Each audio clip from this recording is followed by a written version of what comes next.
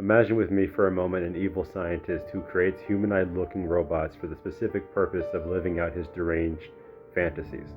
Ultimately, these robots are just electrical firings within wires, right? So they would have no value. So the question would be is he doing anything wrong? Now, in terms of just the pure mechanics of what's going on, the answer seems to be an obvious no. Now, let's look at what humans are. We are electrical wiring as well with different neurons.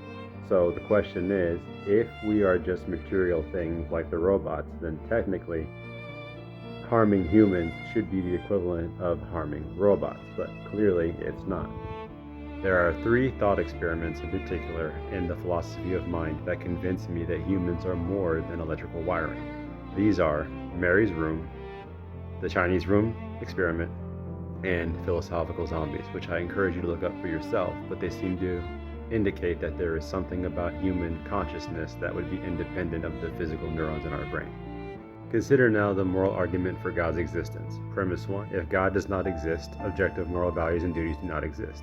Premise 2, objective moral values and duties do exist. Conclusion, therefore God exists. So it seems to me if humans are more than electrical wiring and do have something that exists beyond the physical world, it would make humans of infinite value if we have souls.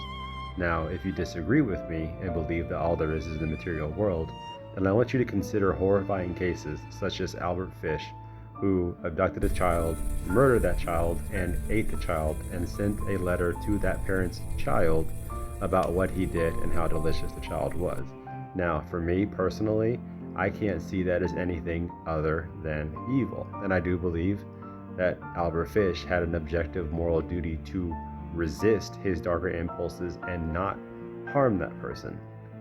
We all have within us the moral law written on our hearts, Romans 2:15. We know what we should do and what we shouldn't do. And humans have a thought process that says, I ought to. Consider a man drowning. What should you do in that situation? Let him drown? Or if you have the capacity to save him without any harm to yourself, should you save him? Well, the answer is an obvious yes, we should save him, which means humans have the capacity to understand what right and what wrong is. And so when I look at something as evil as Albert Fish, and with basic arguments and basic reasoning, I can conclude that humans are worthy of protection, worthy of love, worthy of life, and should have no harm done to them. So when you follow the argument that harming children in the way Albert Fish did is evil, then therefore you are stuck with the conclusion that God exists.